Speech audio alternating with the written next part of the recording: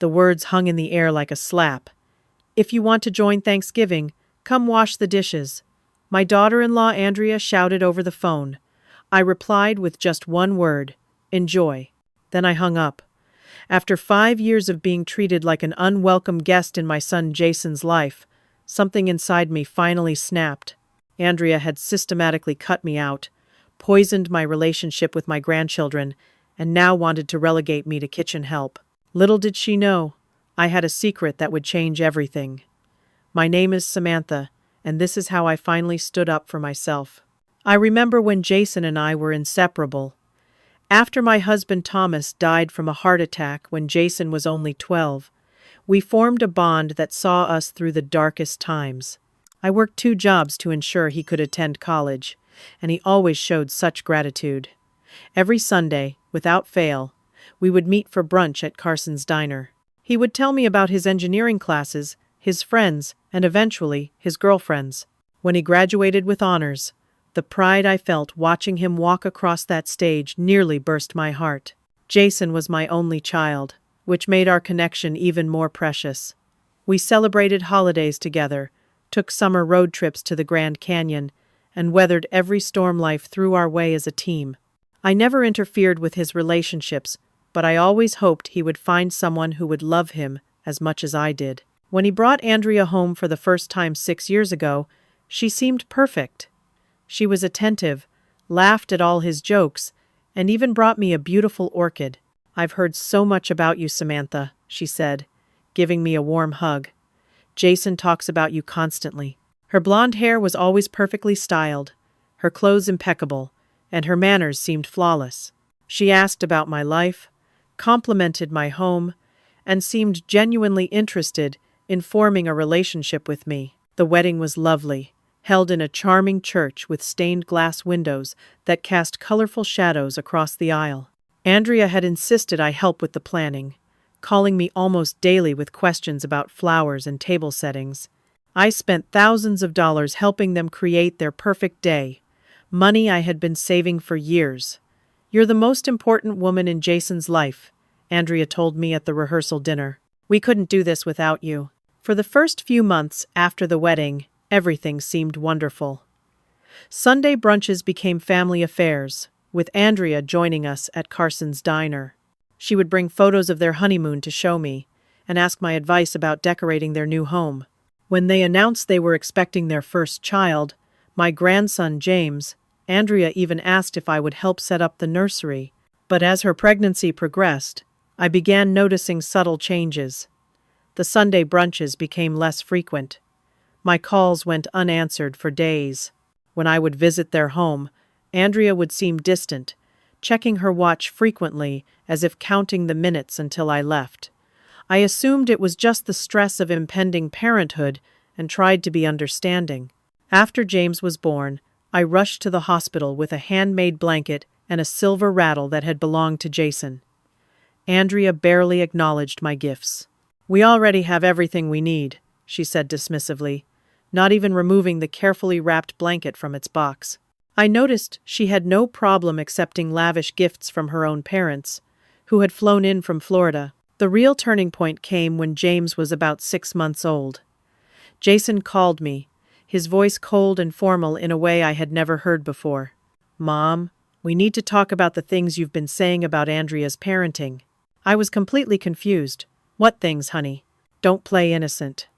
You told Aunt Linda that Andrea lets James cry too long, that she's not feeding him properly, and that you're concerned about her mothering skills." I was stunned into silence. I had said nothing of the sort to my sister Linda or anyone else.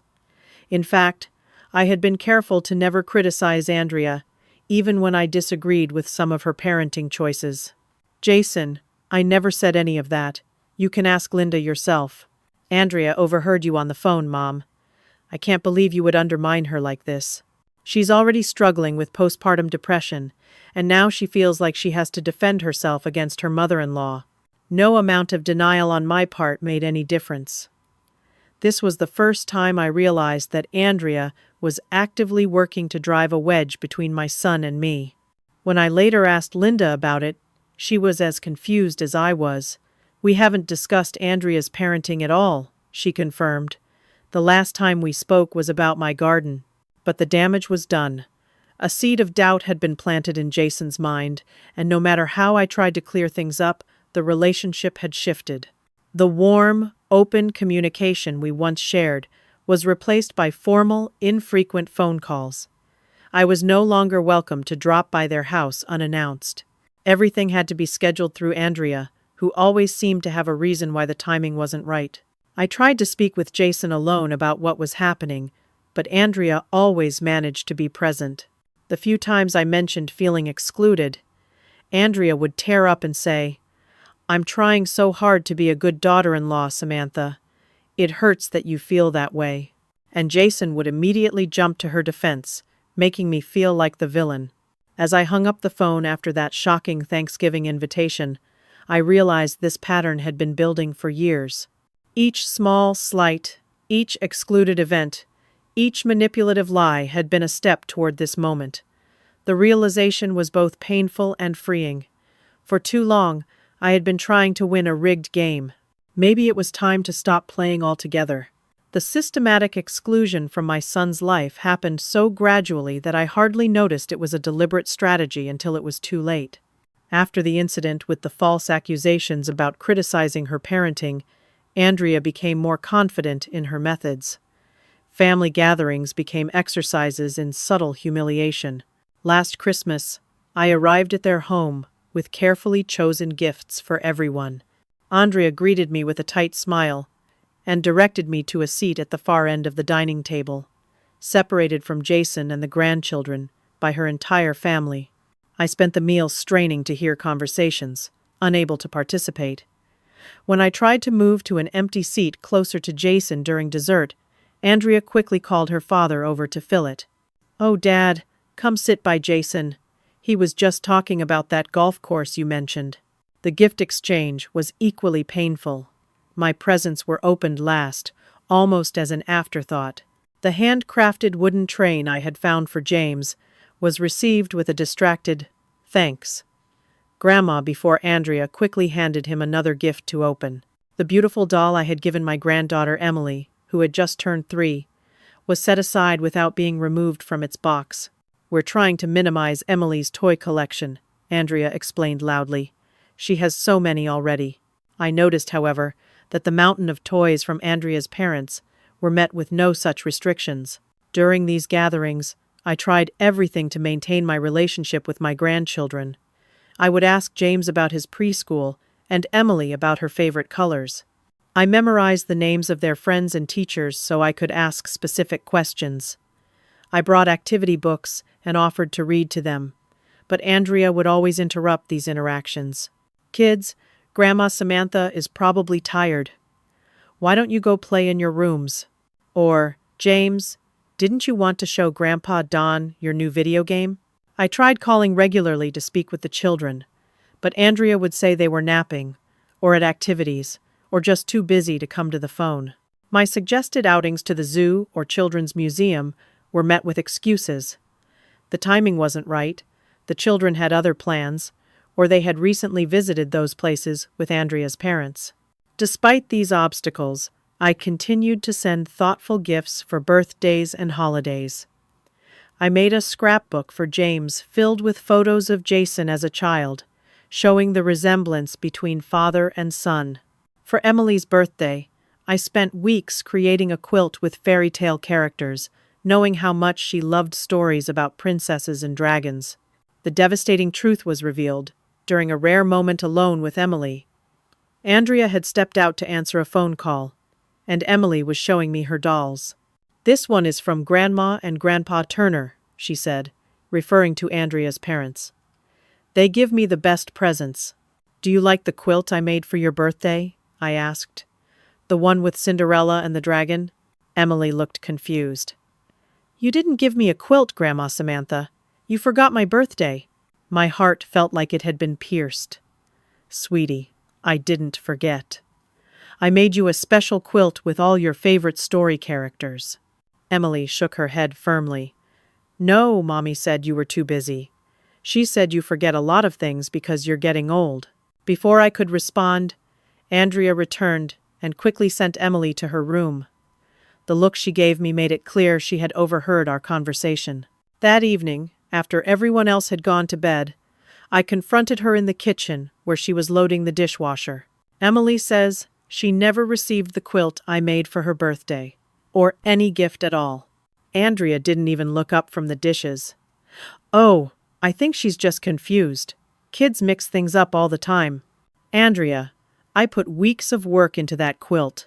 What happened to it? And what about the scrapbook I made for James? The model dinosaur kit for his birthday?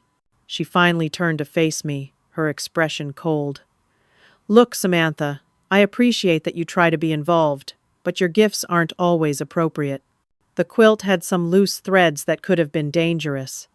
The scrapbook just confused James about who his grandparents are. We have to be selective. So you've been hiding my gifts from them? And telling them I forgot their birthdays? Andrea's face hardened. I think you're overreacting. But while we're having this conversation, I should mention that Jason and I have been discussing boundaries. If you're going to cause trouble and upset the children with these accusations, maybe we need to rethink how often you visit. The threat was clear. If I challenged her narrative, I would lose what little access I had to my grandchildren. I retreated that night, feeling defeated and manipulated. It was becoming clear that Andrea wasn't just trying to be the central figure in Jason's life. She was actively trying to erase me from the family picture entirely. The next morning, I noticed a familiar piece of fabric in the garage trash bin when I was helping Jason carry out some boxes. It was a corner of Emily's quilt, partially visible under some discarded packaging. The reality of Andrea's deception hit me like a physical blow. She hadn't just set aside my gifts, she had thrown them away and then lied about it to everyone, including my grandchildren. I said nothing at the time, knowing that confronting her would only make things worse. Instead, I began keeping records, dates of gifts sent, photos of what I had given, copies of the thank you notes I wrote to accompany each present. If Andrea was going to paint me as a neglectful grandmother, I would at least have evidence to the contrary. I didn't know then how important this documentation would become. As painful as these realizations were, they were just the beginning of my understanding of how methodically Andrea had been working to remove me from my son's life. The true depth of her manipulation was still to be revealed. And when it was, it would force me to make the most difficult decision of my life. 6 months ago, I received a letter from a Swiss law firm that changed everything. My uncle Franklin, whom I hadn't seen in over 30 years, had passed away and named me as his sole heir. Franklin had been my father's younger brother, who left for Europe in his 20s and rarely returned. We exchanged Christmas cards and occasional letters, but our relationship had been distant at best. The inheritance was stunning. A beautiful villa overlooking Lake Geneva, a substantial investment portfolio, and several bank accounts totaling nearly $2 million. When the lawyer called to confirm the details, I was speechless. "Miss Reynolds, are you still there?" he asked after my prolonged silence. "Yes, sorry. I'm just overwhelmed. I had no idea Uncle Franklin was so wealthy. Your uncle was quite successful in the pharmaceutical industry. He never married or had children, so you were his closest living relative. He spoke very fondly of you in his later years. I remembered sending him a long, heartfelt letter when my husband Thomas died. Franklin had responded with unexpected warmth, sharing his own experiences with grief after losing his longtime partner. Perhaps that connection had meant more to him than I realized. The lawyer explained that finalizing the inheritance would take several months due to international regulations. In the meantime, he recommended discretion. "These matters can become complicated when others learn of them," he advised. "I suggest keeping the details private until everything is settled." Initially, I had planned to share the news with Jason immediately. I even drafted an email telling him about the inheritance and suggesting we could use some of the money to take a family trip to Switzerland. The villa had 5 bedrooms, plenty of space for Jason, Andrea, and the children. I imagined us exploring the Swiss countryside together, rebuilding our relationship away from the daily tensions. Before sending the email, I decided to visit Jason's house unannounced, hoping to share the news in person. It was a Tuesday afternoon, and I knew Andrea usually took the children to swimming lessons. I thought it might be a rare opportunity to speak with my son alone. I was about to ring the doorbell when I heard voices from the backyard.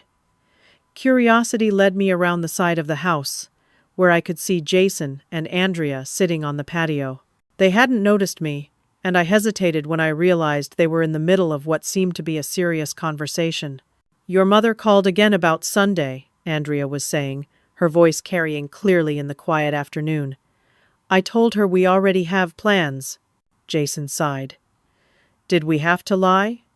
Maybe we could have included her this time." Andrea's laugh was sharp. "And have her criticizing everything I do? No thanks. Besides, we've talked about this. She's becoming more and more of a burden as she gets older. My parents mentioned this great assisted living place near them in Florida. Not expensive, but decent enough." "Mom's only 67, Jason protested, but his voice lacked conviction. "She's perfectly capable of living independently." "For now," Andrea countered. "But you know how these things go. First, it's forgetting birthdays. Then it's leaving the stove on. Better to have a plan before there's a crisis." My parents could keep an eye on her there. I felt sick listening to them discuss my future, as if I were already incompetent. But what truly broke my heart was Jason's next words. "I guess you're right. She has been more difficult lately. But Florida's so far away." "That's the point," Andrea said, not bothering to hide her impatience. "We need some space from her constant neediness. Honestly, she's just a useless burden at this point. The sooner we get her settled in some discount nursing home, the sooner we can get her out of our hair." My son was silent for a long moment before responding, "Let me think about it." Not a defense, not an objection to her cruel characterization. Just, "Let me think about it." I retreated silently, my legs shaking so badly I could barely make it back to my car. Once inside, I let the tears flow freely. The pain was almost physical, a crushing weight on my chest that made it difficult to breathe. When I finally calmed down enough to drive, I went straight home and deleted the draft email about the inheritance. The fantasy of a family trip to Switzerland crumbled into dust. I couldn't share this windfall with people who saw me as a burden to be managed, who spoke about me with such callous disregard. For the next several months, I kept the inheritance completely secret.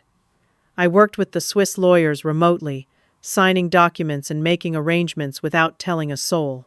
I researched Swiss residency requirements and began learning basic French.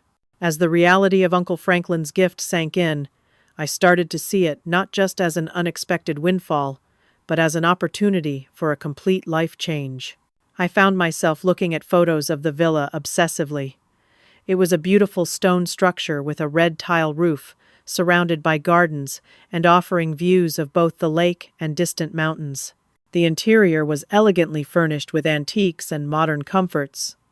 Uncle Franklin had excellent taste. Would I really consider moving to Switzerland? I asked myself one evening as I scrolled through pictures of the nearby village. The idea seemed both terrifying and exhilarating. I had never lived anywhere but the United States. I had a comfortable home, a few good friends, and despite everything, family nearby. Was I prepared to leave it all behind? But then I would remember Andrea's voice. "Useless burden, discount nursing home, get her out of our hair." And Jason's damning silence. The inheritance offered me something I hadn't had in years. Choices. I could choose where to live, how to spend my time, and most importantly, who to include in my life. The revelation was empowering. For too long, I had been the one desperately trying to maintain my place in my son's family. Perhaps it was time for that dynamic to change. Over the following weeks, I began making concrete plans. I listed my house with a realtor, describing it as an upcoming sale with no firm date set. I sorted through my possessions, deciding what to keep, what to sell, and what to put in storage. I renewed my passport and contacted the Swiss embassy about residency requirements for American citizens. Each step I took toward this new future felt right, in a way I couldn't quite explain. It wasn't that I wanted to abandon my son or grandchildren, but Andrea had spent years pushing me to the periphery of their lives. Maybe stepping away entirely would finally open Jason's eyes to what had been happening. And if not, at least I wouldn't be subjected to the constant reminders of my diminished place in their world. The inheritance wasn't just giving me financial freedom, it was offering me the chance to reclaim my dignity. As I finalized the legal paperwork and received confirmation of my new status as a property owner in Switzerland, I felt a sense of possibility I hadn't experienced since before Thomas died. At 67 years old, I was preparing for a completely new chapter in my life. It was terrifying, exhilarating, and long overdue. The weeks leading up to Thanksgiving brought the usual stress, but this year was different. With my Swiss inheritance now legally secured and plans for my new life taking shape, I viewed the upcoming holiday through a completely different lens. This would likely be my last Thanksgiving in America for quite some time, possibly forever. Despite knowing how Andrea would likely respond, I made the traditional overtures.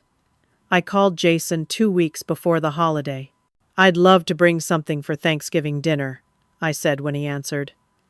"Maybe my sweet potato casserole? Everyone used to love that." "Let me check with Andrea," he replied automatically. "She's planning the menu carefully this year. Her parents are coming, and her sister just went vegan, so there are a lot of dietary restrictions to consider." I had expected this response, but it still stung. "Of course, just let me know." He never did. 3 days before Thanksgiving, I called again. "Jason, I haven't heard about the sweet potato casserole. Should I bring it? Or would something else be better?" "Oh, sorry, Mom. Andrea says she's already got the sides covered. Maybe just bring yourself?" The question in his voice was telling he wasn't even sure if I was still invited. "What time should I arrive?" I asked. "Dinner's at 4. But actually, could you come a bit later, maybe around 5? Andrea's parents want some family photos before we eat. Just them with the kids and us." Family photos that didn't include me. Another subtle exclusion that was anything but subtle in its message. "I see," I said, trying to keep the hurt from my voice. 5 o'clock then. The day before Thanksgiving, I received a text from Andrea. "Jason's allergies are acting up. Better if you don't wear perfume tomorrow." I hadn't worn perfume around Jason in years, precisely because of his allergies. This was just another way for Andrea to imply I was thoughtless, that I didn't consider my own son's needs. I didn't bother responding. On Thanksgiving morning, I dressed carefully in a flattering burgundy sweater and black slacks, applied minimal makeup, and styled my silver hair in soft waves. Looking in the mirror, I saw a woman who appeared far more confident than she felt. But that was changing. The knowledge of what waited for me in Switzerland was like armor, protecting me from the barbs I knew would come my way at dinner. I had just finished preparing a small hostess gift, a box of gourmet chocolates, since my food offerings had been rejected when my phone rang. It was Andrea. "Samantha, there's been a change of plans," she said without preamble. "We're eating earlier than expected. My parents got hungry, so we're starting now." I glanced at the clock. It was 3:15, but you told me to come at 5. "Yes, well, things change. If you want to join us for dessert, that would work. Or, if you want to join Thanksgiving dinner, you can come now and help with the dishes. We'll need someone to clean up while we have coffee." There it was, the famous line from the title of this story, the line that changed everything. "If you want to join Thanksgiving, come wash the dishes," she said, her voice dripping with the satisfaction of someone who knows they have all the power. In her mind, she had won. I was so desperate to be part of the family that I would accept any role, even that of unpaid help. In previous years, I might have swallowed my pride. I might have rushed over and donned an apron, grateful for even this demeaning inclusion. But something had shifted inside me. Uncle Franklin's inheritance hadn't just given me financial options, it had restored my sense of self-worth. "Andrea," I said, my voice calmer than I felt, "enjoy your dinner." Then I hung up. For a few moments, I stood in my kitchen, phone in hand, heart pounding. I had never stood up to Andrea before. Not directly, not like this. The feeling was terrifying and liberating in equal measure. I half expected my phone to ring immediately, with either Andrea sputtering in outrage or Jason demanding an explanation. But it remained silent. I put the chocolates away and looked at my carefully chosen outfit. There was no reason to change. I had made reservations at the Glenwood, an upscale restaurant downtown that offered a special Thanksgiving menu, just in case things went wrong with the family dinner. It had been my backup plan. Now it was my only plan. The restaurant was busy, but not overcrowded. I was seated at a small table near the window, with a view of the park across the street. The waiter, a young man named Tony, with a kind smile, seemed concerned that I was dining alone on the holiday. "Just you today, ma'am?" "Just me," I confirmed. "And I'm looking forward to a peaceful meal." I ordered a glass of Chardonnay and the traditional turkey dinner. As I sipped my wine and watched other diners, families, couples, even a few other solo guests like me, I felt a strange sense of peace descend. This was not how I had imagined spending Thanksgiving, but there was something freeing about it too. No walking on eggshells, no carefully monitoring every word, no watching Andrea's subtle maneuvers to minimize my interactions with the grandchildren. My phone buzzed several times during the meal texts from Jason, asking where I was, why I hadn't shown up. I turned the phone face down and finished my pumpkin pie. When I returned home that evening, I made a decision that had been forming in my mind for weeks. I would move to Switzerland immediately, not in the spring as I had originally planned. There was nothing keeping me here now. No reason to endure another season of holiday gatherings where I was an afterthought at best, a servant at worst. The next morning, I called my realtor and told her I wanted to list the house immediately. I contacted the Swiss lawyers and asked them to expedite any remaining paperwork for my residency. I booked a one-way flight to Geneva for December 15th. As I made these arrangements, my phone continued to buzz with messages from Jason. I finally responded with a simple text. "I'm fine. Needed some time to myself. Will call soon." That bought me the space I needed to finalize my plans without constant interruptions. I knew I would eventually have to tell Jason I was leaving, but I wanted everything in place first. I wanted the decision to be irrevocable, with no chance for Andrea to manipulate me into changing my mind. Over the next 2 weeks, I moved with a sense of purpose I hadn't felt in years. I sold my car, donated most of my furniture to charity, and placed family heirlooms in storage. I arranged for my mail to be forwarded to a service that would scan and email me important documents. I said goodbye to the few close friends who knew of my plans, swearing them to secrecy until I was safely settled in my new home. The day before my departure, I finally called Jason. I had rehearsed what I would say, trying to find the balance between honesty and restraint. I didn't want to leave with accusations and recriminations, but I also couldn't pretend everything was fine. "Mom, where have you been?" he demanded when he answered. "We've been worried sick. Andrea tried calling your friends, but no one seems to know anything." "I'm fine, Jason," I said. "Better than fine, actually. I've been busy making some changes in my life." "What kind of changes? Are you okay? Andrea's been saying you seemed confused lately, that maybe we should look into some help for you." There it was again, the implication that I was becoming incompetent. It strengthened my resolve. "I'm perfectly clear-headed, Jason. In fact, I've never been more certain about anything.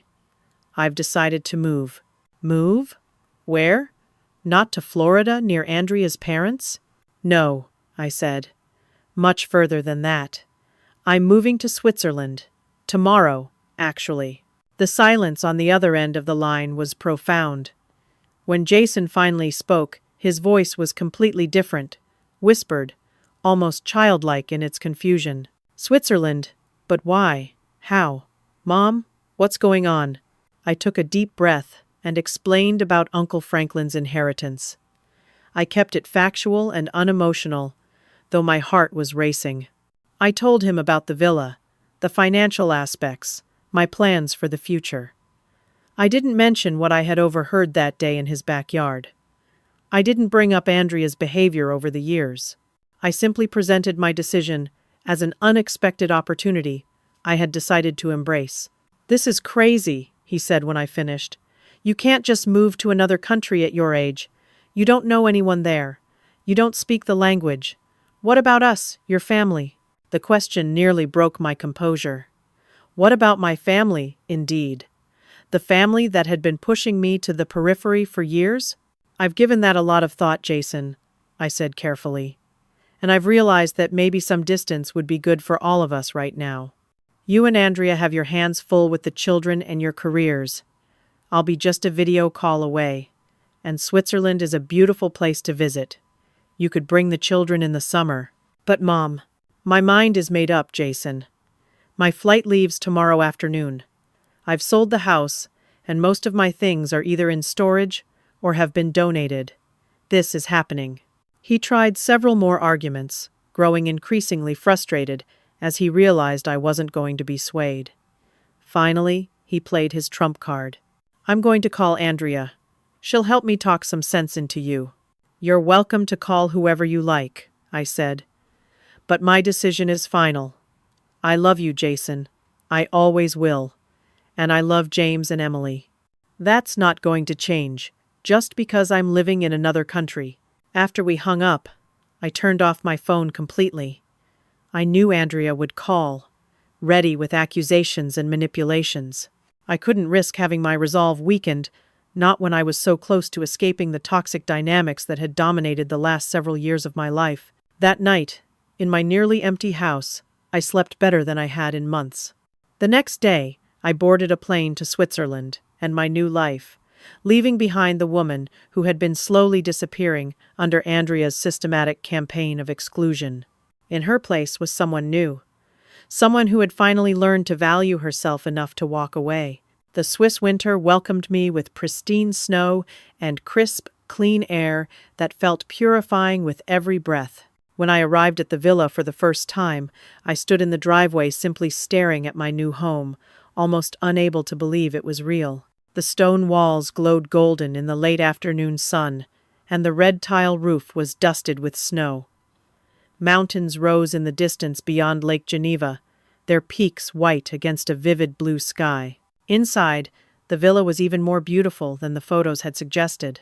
High ceilings with exposed wooden beams, large windows capturing spectacular views, and tasteful furnishings that blended antique charm with modern comfort. Uncle Franklin had maintained the property immaculately, and everything was ready for immediate occupancy. My first few weeks were busy with practical matters, setting up local bank accounts, registering with the village administration, learning to navigate the public transportation system, and finding the best shops for groceries and necessities. I enrolled in intensive French classes at a language school in the nearby town, determined to integrate as much as possible into my new community. What surprised me most was how quickly I began making connections. My immediate neighbor, Marguerite, was a widow in her 70s who spoke excellent English and took it upon herself to introduce me around the village. Through her, I met a group of expatriates and locals who gathered weekly for hikes, book discussions, and dinner parties. "You must come to our Thursday salon," Marguerite insisted during our first meeting over coffee. "We are a mixed group: English, Americans, Swiss, a few French and Germans. All ages, though many of us are, shall we say, in our golden years." Her eyes twinkled as she said this. The salon, as she called it, turned out to be a delightful gathering in the home of William Foster, an American professor who had retired to Switzerland after teaching literature at Princeton for 30 years. He was tall and distinguished with a full head of silver hair and bright blue eyes that crinkled when he laughed, which was often. He welcomed me warmly when Marguerite brought me to my first meeting. "Another American refugee," he said, clasping my hand in both of his. "Welcome to the land of chocolate, precision timepieces, and blessed neutrality." That evening, as I listened to the group's lively discussion of a Swiss novel, recently translated into English, I felt a sense of belonging I hadn't experienced in years. These people asked my opinion, listened when I spoke, and seemed genuinely interested in getting to know me.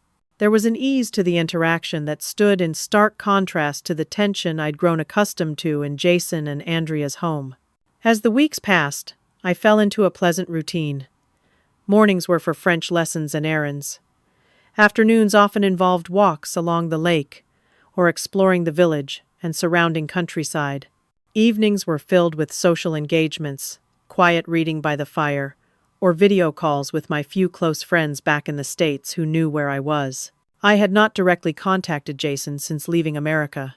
I knew he must be confused and probably hurt by my sudden departure, but I needed this time to establish myself in my new life without Andrea's toxic influence coloring our communications. However, I did send an email to my friend Nancy, whom I knew would share the information with others in our social circle, including some of Jason's friends. I've had a wonderful opportunity to relocate to Switzerland, where I've inherited a property from my uncle. The villa is beautiful, the people are welcoming, and I'm learning French. Here are some photos of my new home and the gorgeous Lake Geneva. I'm happier than I've been in years. I attached several carefully selected photos. The villa with its stone facade and red roof, the view of the lake from my terrace, and one of me smiling broadly with Marguerite and William after a hike, the Alps magnificent in the background. I looked happy and healthy, dressed in new clothes I'd bought in the local shops, stylish in a way I'd never bothered with back home. The response was exactly what I'd hoped for. Nancy immediately shared the photos with our mutual friends, expressing surprise and delight at my adventure.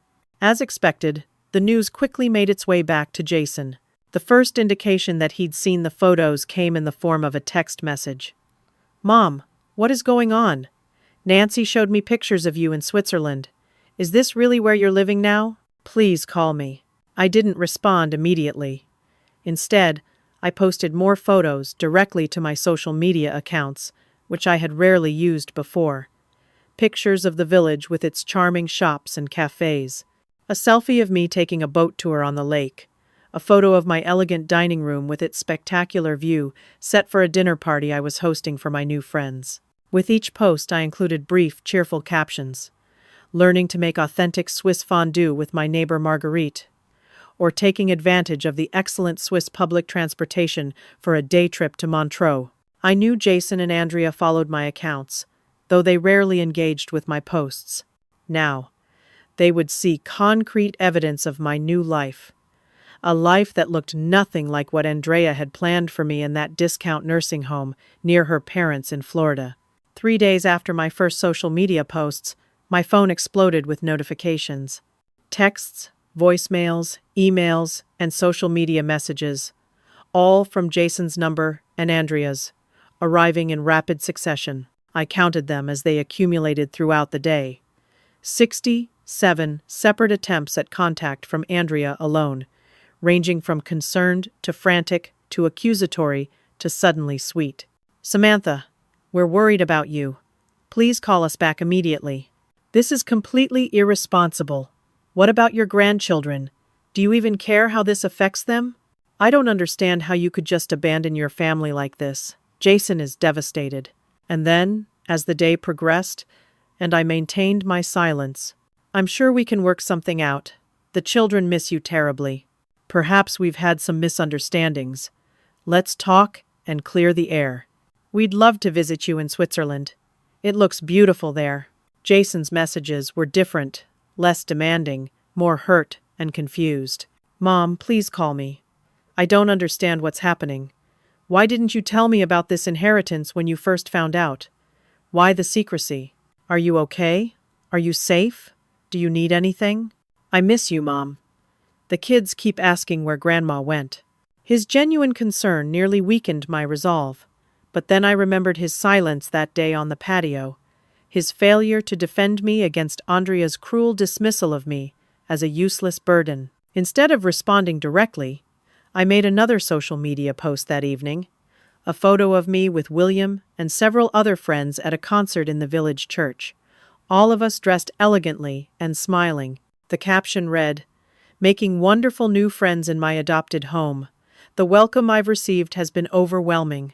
so grateful for this new chapter in my life. The next morning, I woke to even more messages. Andrea had moved from conciliatory to angry again. Your behavior is selfish and immature. Jason is worried sick. If this is some kind of cry for attention, it's working, but not in the way you probably intended. But it was a message from my friend Nancy that caught my attention most. She had forwarded me an email from Andrea, sent to several of my friends, that read, "We're very concerned about Samantha. She's been showing signs of confusion and impulsive decision-making for months. The doctors mentioned it might be early-stage cognitive decline. This sudden move to Switzerland seems to be part of that pattern. If she contacts any of you, please let us know immediately. We're working with medical professionals to get her the help she needs."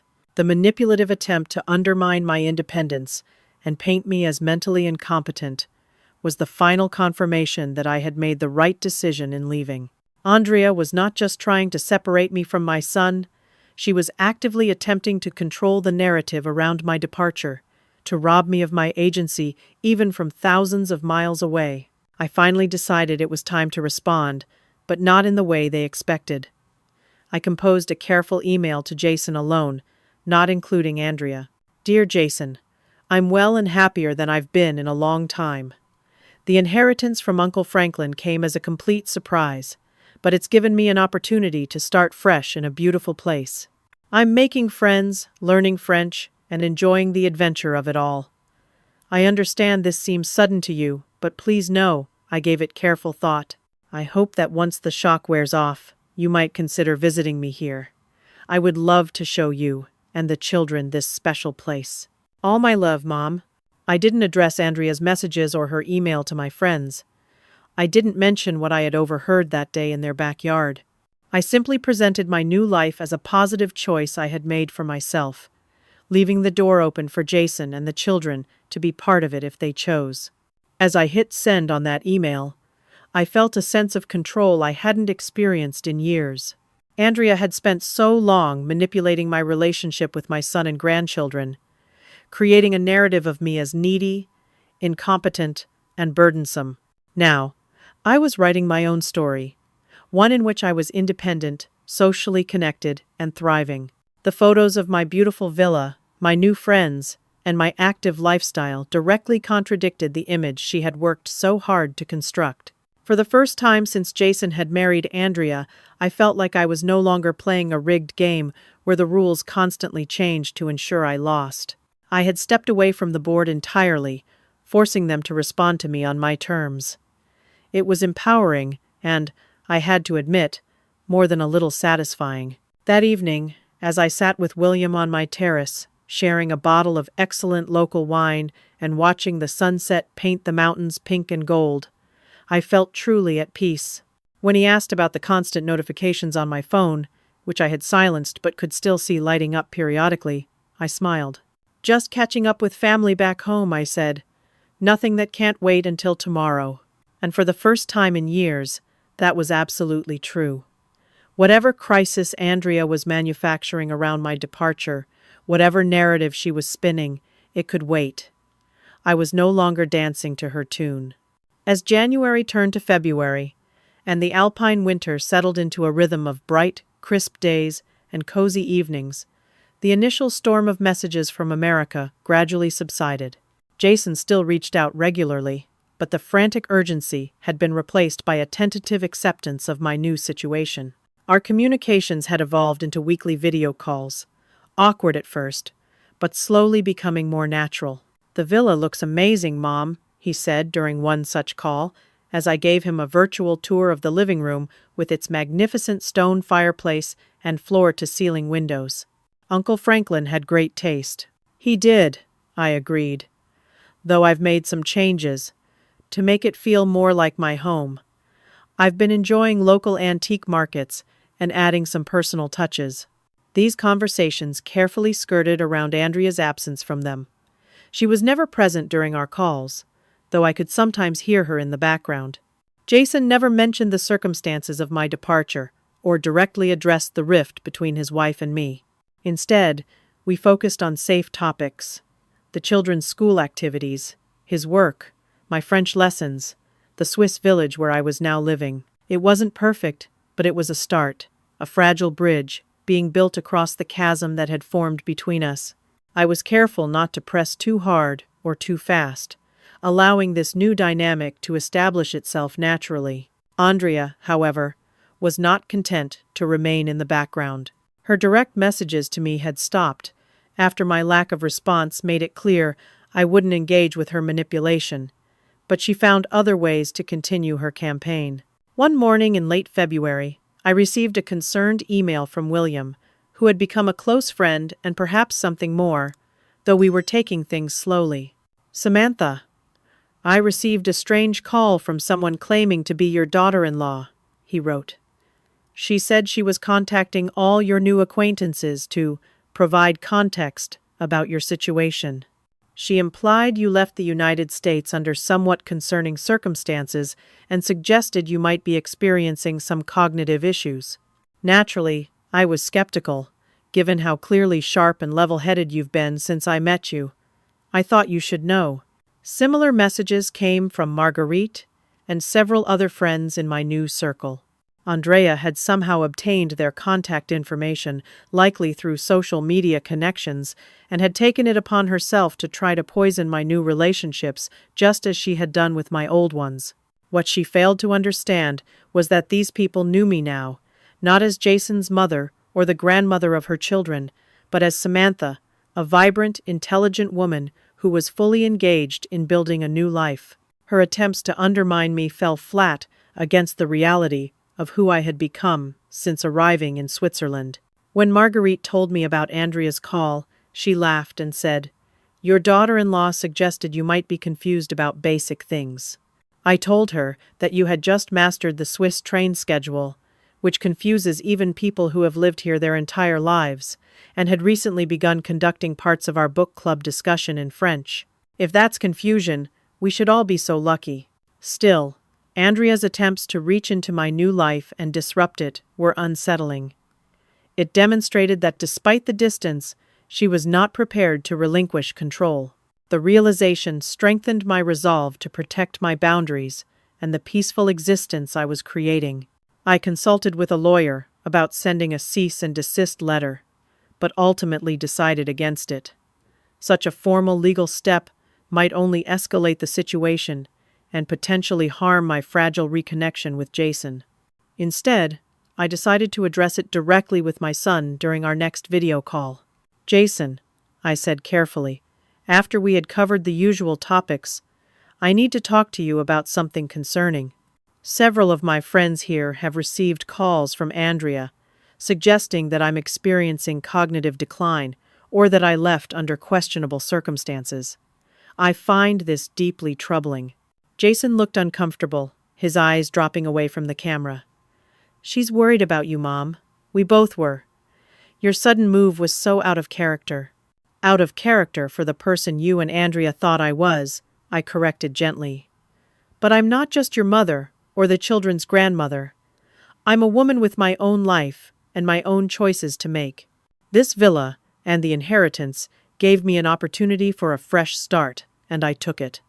There's nothing concerning or confusing about that."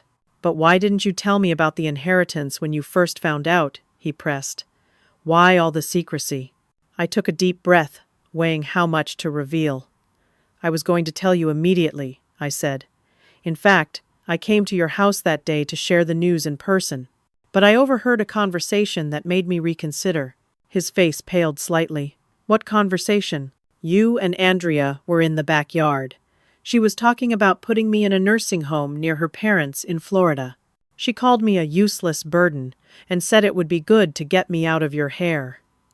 "And you didn't disagree, Jason. You said you'd think about it." The silence that followed was profound. Jason's expressions cycled through shock, shame, and defensive anger before settling into something like resignation. "I remember that day," he finally said. "I never agreed with her characterization of you, Mom. Never. But I did fail to challenge it directly, and for that, I'm truly sorry." "That conversation helped me understand how Andrea sees me," I continued. and it made me realize that sharing the inheritance would just lead to more manipulation. She would have found a way to control that too, just as she's controlled every aspect of my relationship with you and the children for years. Jason started to protest, but I held up a hand to stop him. Please, let me finish. I'm not saying this to hurt you or to force you to choose sides. I'm telling you because Andrea's calls to my friends here are a continuation of the same pattern. She's trying to control the narrative about me, to undermine my independence even from across an ocean. And I need it to stop. Jason was quiet for a long moment, processing what I'd said. I'll talk to her, he finally promised. I had no idea she was making those calls. Thank you, I said. And Jason, I want you to know that despite everything, I would love to see you and the children. You're always welcome here, and Switzerland is beautiful in the summer. The children would love the lake and the mountains. I deliberately didn't include Andrea in the invitation, and we both knew it. It was a line drawn in the sand, not with anger or ultimatums, but with clear, calm boundaries. After our call ended, I felt both drained and relieved. It was the most honest conversation Jason and I had had in years, and while painful, it felt like a necessary step toward healing whatever relationship was possible between us. The calls from Andrea to my Swiss friends stopped after that, though I later learned from Nancy that she was still spreading her concerns among my old circle back in the States. But those relationships were distant now, less important to my daily life than the new connections I was forming. As spring began to transform the landscape, painting the meadows with wildflowers and warming the lake waters, I continued to settle into my new life. My French was improving steadily. I had joined the Village Historical Society and was helping to catalog local artifacts. William and I had acknowledged our growing feelings for each other and were cautiously exploring a romantic relationship, taking long walks along the lake and enjoying quiet dinners in each other's homes. My social media posts continued to document this evolution, a woman not in decline, but in renaissance. Each photo of me exploring a Swiss castle, hosting a dinner party, or laughing with William on a hiking trail was a direct contradiction to the narrative Andrea was trying to construct. And then, one evening in early May, my phone rang with a call from Jason. It was unusual. He typically texted to arrange our video chats rather than calling directly. When I answered, his voice was tight with barely controlled emotion. "Mom, I need to talk to you about coming to Switzerland. Not sometime vague in the future. Soon, next week, if possible." "Of course," I said, surprised. "Is everything okay?" "No," he said simply. "It hasn't been for a long time. I've just been too blind to see it. Can you send me information about flights and where to stay? I need to see you in person." As I hung up, I felt a mix of anticipation and apprehension. This sudden urgency suggested something significant had happened, something that might finally bridge the gap between the life Andrea had pushed me out of and the new one I was creating for myself. Whether that bridge would lead to reconciliation or a more definitive separation remained to be seen. But for the first time in years, it felt like the choice would truly be mine to make. The morning Jason was due to arrive in Switzerland dawned clear and perfect, as if nature itself was celebrating this potential reconciliation. I had arranged for a car service to pick him up from Geneva Airport and bring him directly to the villa.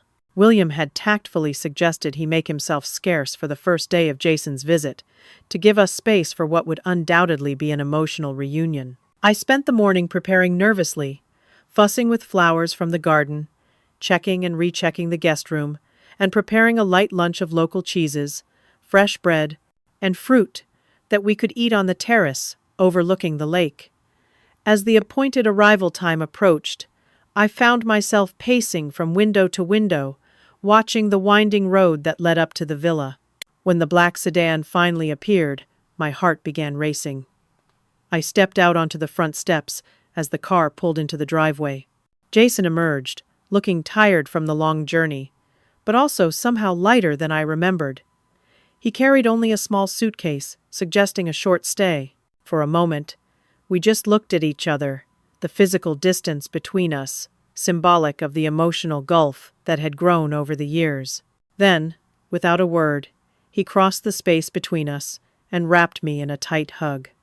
I felt his shoulders shake slightly and realized he was crying. "I'm so sorry, Mom," he whispered against my hair. "I've been such a fool." We moved inside to the terrace, where the spectacular view provided a calming backdrop to what we both knew would be a difficult conversation. After pouring us both glasses of cool water, I waited for Jason to begin. "After our last video call," he said, turning the water glass in his hands, "I couldn't stop thinking about what you said, what you overheard that day. I started paying more attention to how Andrea talked about you when you weren't around, and I began to see the pattern." He looked up at me, his eyes troubled. "I confronted her about calling your friends here in Switzerland. She denied it at first, but when I told her I had proof, she became defensive. She said she was just trying to protect the family, that your sudden move was a sign of instability. But the more she talked, the more I could hear how controlling it all sounded." Jason took a deep breath before continuing. "Then, last week, I was looking for some tax documents in Andrea's desk when I found a box in the back of her drawer. It was full of cards and letters from you, to the kids' gifts you'd sent that they never received." My breath caught. The tangible evidence of Andrea's years of deception hidden away in her desk. There were birthday cards with checks you'd sent that were never cashed. Notes about special outings you'd planned that the kids were told were canceled.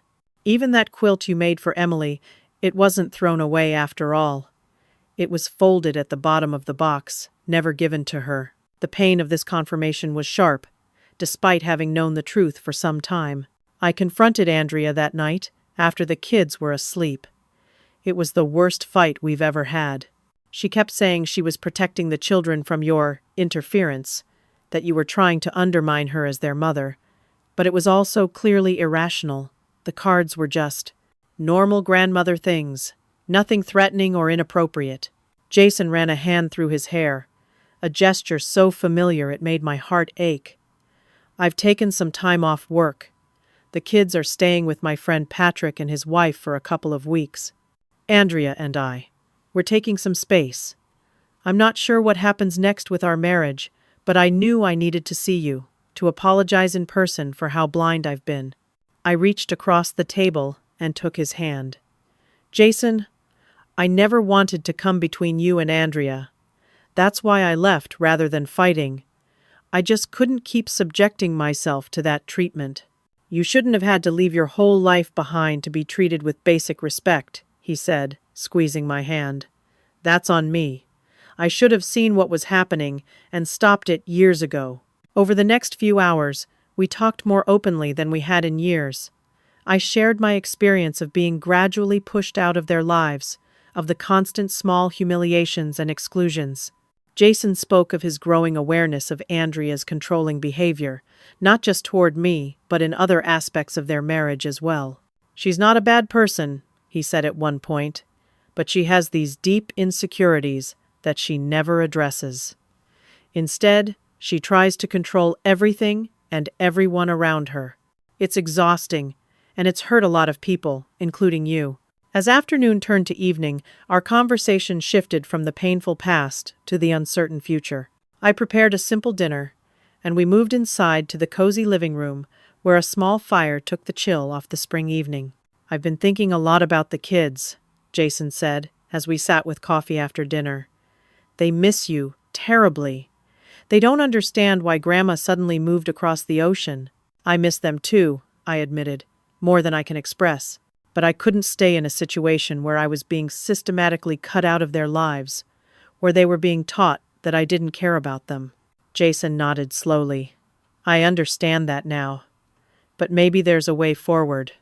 What would you think about them coming to visit this summer? Maybe for a couple of weeks during their school break?" My heart leapt at the suggestion. I would love that more than anything.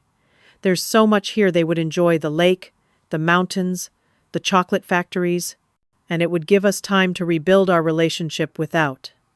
I trailed off, not wanting to say Andrea's name. "Without interference," Jason finished for me. "Yes, that's what I was thinking too." We spent the rest of his short visit exploring the village and surrounding areas. I introduced him to Marguerite and some of my other friends, including William, who returned on Jason's second day.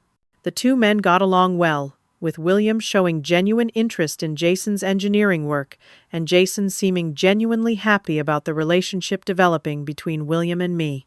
On his final evening before returning to the States, Jason and I sat on the terrace watching the sunset paint the mountains in shades of pink and gold. "I'm still figuring out what's next with Andrea," he said quietly. "I've suggested counseling, but she's resistant. She doesn't see her behavior as problematic. Whatever you decide, I want you to know that I support you," I told him.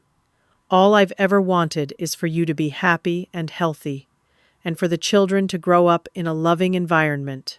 "I know that now," he said, "and I'm going to make sure they know it too." When Jason left the next morning, our goodbye was emotional, but not final. We had concrete plans for the children's summer visit, and a new understanding that transcended the manipulations that had kept us apart. Over the following months, true to his word, Jason worked to rebuild our relationship. He set up regular video calls between me and the children, independently of Andrea.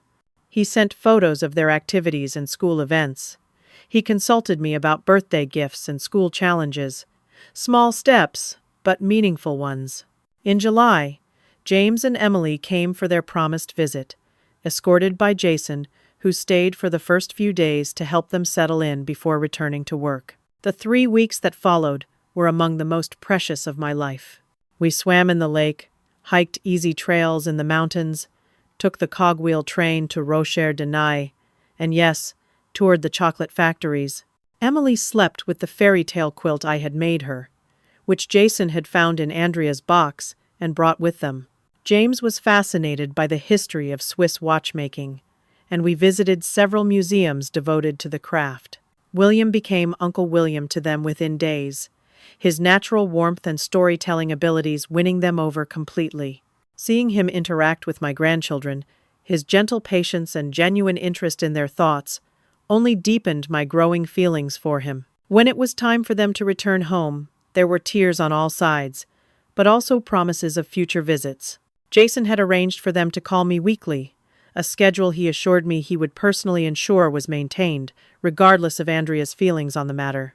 As autumn painted the Swiss landscape in brilliant reds and golds, I received an email from Jason with significant news. He and Andrea had separated. He had moved into an apartment nearby and had joint custody of the children. "It's been a difficult decision," he wrote, "but ultimately the right one. The patterns were too deeply entrenched to change, and I couldn't keep subjecting myself or the kids to that environment. Andrea is getting some help now, which I hope will lead to healthier relationships for everyone in the long run. In the meantime, we're establishing a new normal. The kids are adjusting surprisingly well, and I think they sense that the tension they've lived with for years is finally lifting." He ended the email with news that made my heart soar. "We're already planning our Christmas visit to Switzerland. The kids talk about Grandma's Swiss village constantly. Emily asks daily when she can see Uncle William again. It seems you've created not just a new home for yourself, but a special place for all of us." As I sit here now, nearly 2 years after that fateful Thanksgiving, when Andrea demanded I wash dishes if I wanted to join the family celebration, I can't help but marvel at how completely life can transform. The inheritance from Uncle Franklin gave me the financial means to escape a toxic situation, but the true gift was rediscovering my own worth, my capacity for joy, and my ability to create boundaries that protect my well-being. William and I were married last spring in a simple ceremony overlooking the lake, with Jason and the children in attendance.